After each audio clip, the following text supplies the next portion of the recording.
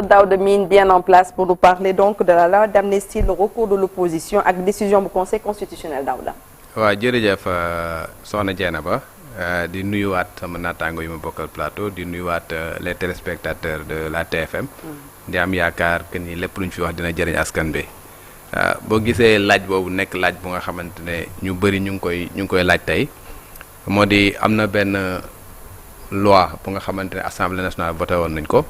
muy loi bu war a interpréter la loi d'amnistie bu nga xamante ne du temps du président Macky Sall lañ ko jëloon bañ ko defee ba pare déposer ko au niveau du conseil constitutionnel ci diggante boobu conseil constitutionnel addoogul ki nga xamante ne moom moo ko doon jiite muy Mamadou Badio Camara daal di génn àdduna. te boo jëlee ci loi bi nga xamante ne loi organique bi nga xamante ne moom mooy instituer le conseil constitutionnel bi nga xamante ne moom mooy saytu nu nga xamante ne la ñu liggéeyee muy la loi 2016-23 dafa wax ni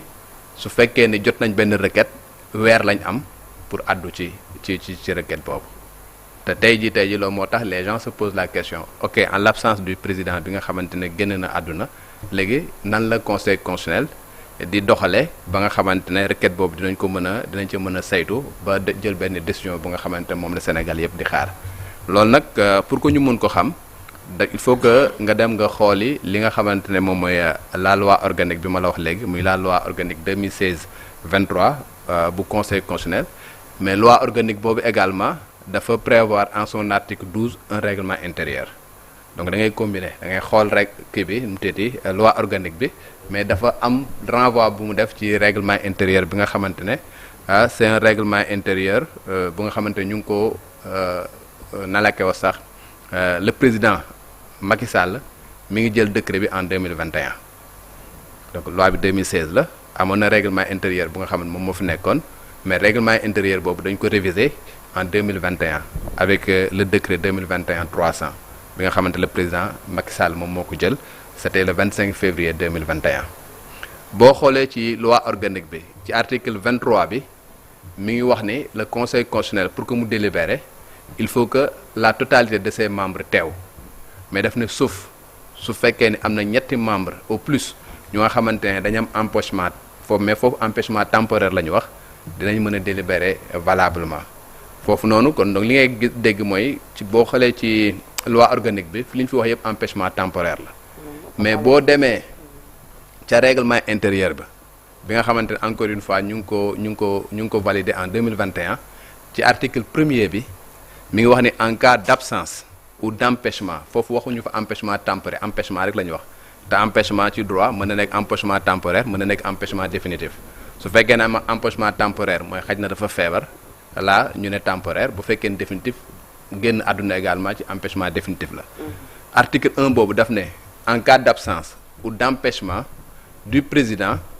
c'est le vice-président moom mooy présider wala ki nga xamante ne moom moo gën a ancien ci membres yi nga xamante ne ñoom ñoo nekk conseil constitutionnel et à partir de ce moment là ñoom mën nañ continuer def seen liggéey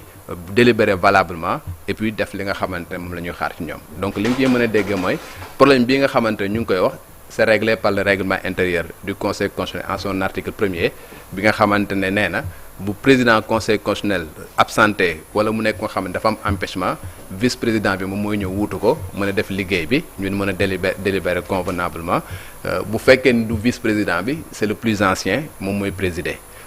boo xoolee également ci loi bi nga xam moom moo tëral conseil constitutionnel daf ne xam nga conseil constitutionnel 7 lañ donc président bi nekkatu fa 6 lay doon foofu aussi dañ ne bu fekkee ne dem na ba nga xamante ne bu ñuy voter dafa am partage des voix bu boobaa la voix du président est prépondérante donc li nga ciy dégg mooy bu ñu demoon ba ñiy def 3 yi ne pour 3 yi def contre ki nga xamante mooy président mooy le vice président bi nga xam moom mooy wuutu le président du conseil constitutionnel baatam dafay compter 2 et à partir de ce moment là ñoom ñu mën a délibérer valablement et puis affaire bi continuer. délai comme ils ont déjà été saisis par. waaw moom laa la wax article 17 bu loi organique bi nee na bu ñu leen saisiré weer lañ am. 1 mois voilà 1 mois la ñu am donc da ngay commencer compter à partir de la saisine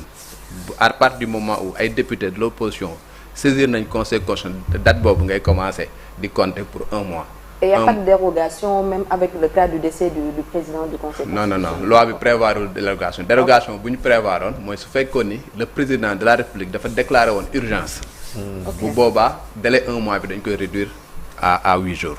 mais urgence boobu le président ne l'a pas déclaré donc délai 1 mois bi dafay dem loolu la loi organique bu conseil constitutionnel. Bientôt ça fera une semaine parce que semaine passée. L'opposition bi saisir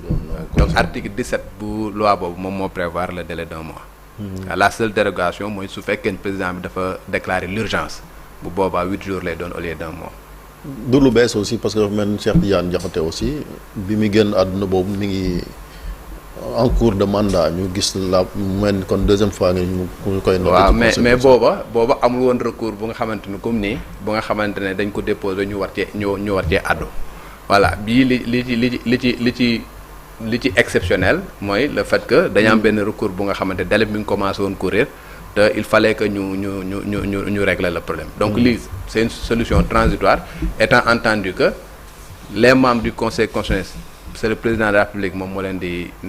leen di nommer et par conséquent le président de l'Assemblée de la République war na le plus rapidement possible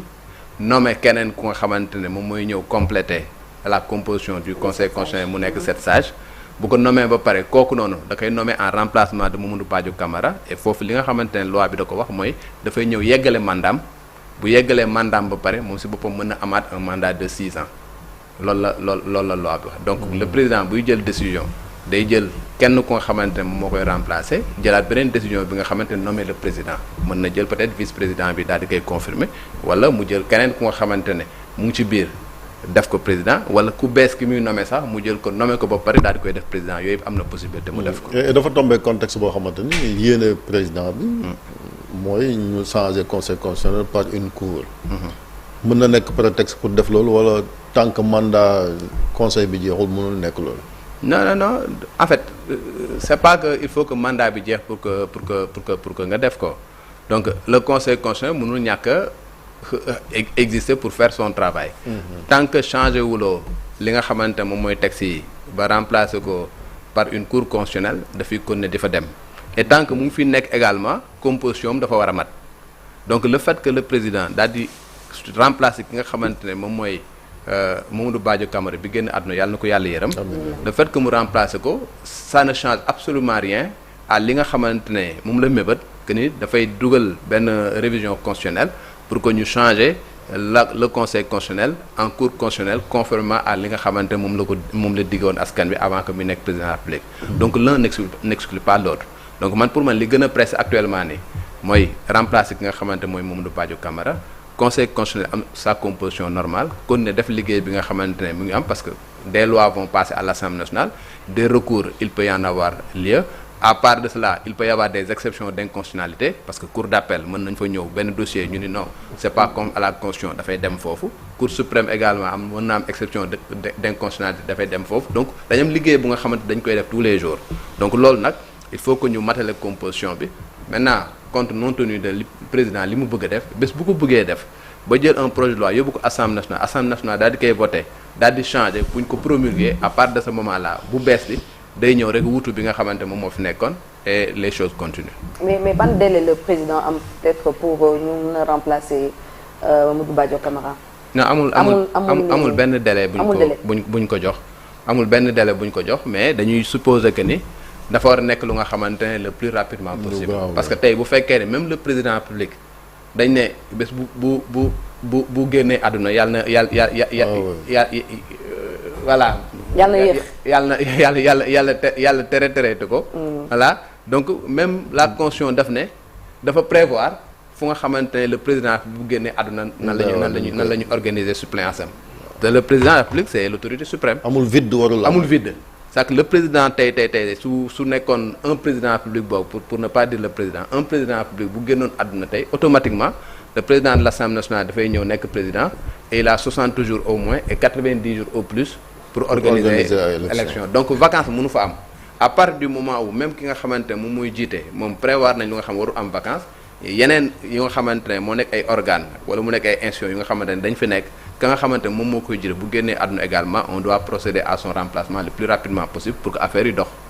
voilà parce que loolu mooy li nga xamante ne moom moo normal. te remplacement boobu surtout contexte bi yaa ngi koy wax sànq bu ñu ñëwee ci loi interprétative polémique bi mu jur donc enjeu yi c'est fort. waaw non seulement polémique mais tey jii dès l'instant où recours ñii def nañ benn recours le président mënatul promulguer tant que conseil constitutionnel adduwul loi boobu mënatu ko promulguer donc loi bi nga xamante ne moom la ñu waxoon ne moom la ñu bëgg a changer ba léegi moom moo nekk la loi en vigueur jusqu'à aujourd'hui et avec le recours de l'opposition suite au vote de la loi de la proposition de loi moo nekkatul proposition là c'est une loi parce qu'il s'est voté par l'Assemblée nationale donc tant que conseil constitutionnel adduwul loolu noonu jàppal ni amagul voilà et le président du ko mën a promulguer ci mbir mi pour àtte ko day affaire yi day jeex. waaw bu boobaa le président dafay promulguer bu fekkee ne dafa déclarer incompétent day jàpp ni li nga xamante moom assemblée voté nañ ko moom mooy li nga xamante moom mooy dem à partir de ce moment là il promulgue la loi et mu nekk une loi qui s'applique à tout le monde une loi applicable erga omnes. mais liggéeyu conseil bi nag malgré critiques yi min gis nga même bi Badio laaxoo hommage bi nga xamante ne nañu ko dañuy retenir li nga xamante ni xewoon na fi daaw.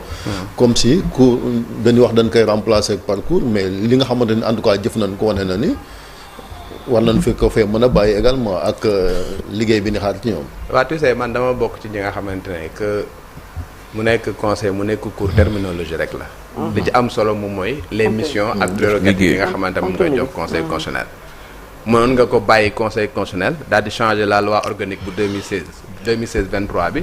defal ko yenn prérogatives yu bees yu nga xamante ne moom mooy prendre en compte lépp li nga xamante ne nee nga xam nga da nga ko war a renforcer wala da nga bëgg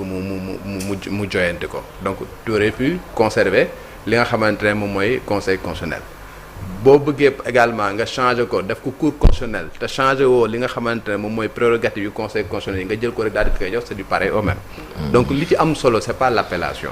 man li ci am solo moom mooy véritablement les missions ak taxawaay bi nga xamante ne ña fa nekk la ñu war a am dafa mel ni comme par exemple nga jël Sénat nga remplacer ko par CENI c'est du pareil au même. voilà appellation bi rek moom mooy changer ñenn ñi am nañ Sénat ñenn ñi am nañ CENI ñenn ñi nanga maanaam mais. c'est le contenu qui est important c'est le contenu qui est important. fekk texte yi jox na nit ñi indépendance bu ñu bëggee am seen indépendance. suñu bëggee am la preuve ils ont montré que am nañ seen indépendance parce que ils ont fait face à un président de la République pour lui dire que constitution moom moo la jox yenn pouvoir yenn ñun tamit constitution moo ñu jox yenn prérogative et par conséquent bu ñu constaté benn carence bu nga xamante ne dafa émaner des institutions. comme nekk de l'exécutif comme nekk du législatif comme nekk du judiciaire ñun également am nañ prérogative ñu jël la plénitude de nos prérogatives daal di def li nga xamante moom moo war et taxawaay boobu la ñu am quand l'Assemblée nationale a voté pour reporter les élections ils ont dit que ça c'est pas conforme à la Constitution quand le président nekk foofu di jeexi jaaxa jëlagul date pour la présidentielle dañ na ko jëlal date ba mu ñëwee di indi di tergiverser ñu choisiral ko date ne ko jour sangam élection dafay am ci le président Macky Sall doog a wëlbatiku daal di choisir la date donc loolu dañu wane que ni taxawaay bi nga xamante war nañ koo taxawoon nañ ko te aujourd'hui mooy li nga xamante franchement dañ koy bàkkee Sénégal comme étant un pays de démocratie bu nga xamante on a eu des alternances véritablement très pacifiques mais grâce principalement au juge du conseil constitutionnel bi nga xamante ne am nañ taxawaay bi nga xamante moom lañ doon xaar ci ñun donc xaxar yi ak yenn yi des fois ñu koy wax peut-être dañoo comprendre rek ni ñuy composer wala xamuñu ñi nga xamante ne ñoo fa nekk di siéger. donc lu ñu mën a jàpp mooy lu jëm ci recours opposition bi par rapport ak loi interprétative bi donc waa conseil constitutionnel am nañu un mois pour addu ci. waaw am nañ un mois pour addu ci te am nañ les moyens également pour véritablement addu ci malgré le fait que Mamadou Badio Camara génn àdduna. loolu la ñu mën a retenir donc juge Mamadou Badio Camara vraiment di ko jaalewaat Sénégal bi yëpp mais également ses proches collaborateurs. Daouda, je te disais tout à l'heure le discours du juge Cheikh Tidiane Coulibaly voilà c'était un moment très fort voilà c'était un moment très oui franchement c'était un moment parce que bon man musuma ko dégg mu wax donc ce jour-là avec une voix vraiment tremblante tu sens que ne que il a perdu quelqu'un de très proche di ko jàllewaat bu baax a baax Sénégal bi yépp mais également tout le monde judiciaire. Merci beaucoup Daouda si xam-xam bi. jërëjëfati. tooñoo waxoo fi lu bon li wax yépp a baax n'est-ce pas. sant yàlla. Daouda Mine toujours un plaisir de le retrouver donc dama koy tooñ chaque lundi ndaxte c'est comme ça donc on joint l'utile et l'agréable voilà c'est ça. donc loolu moom moo am merci beaucoup Daouda dans quelques instants ñu recevoir suñu gan Adji Mbergane Kanouté coordonnatrice bu coalition Ensemble pour demain secrétaire générale bu Union pour le développement du Sénégal la ñu rek daal di dalal léegi nee naa c'est toujours un plaisir quand on reçoit des femmes ci plateau bu Infos Matin loin d'être féministe mais dañoo bëgg quand même promotion wu jigéen ñi bu baax a baax tout de suite après cette page de pub.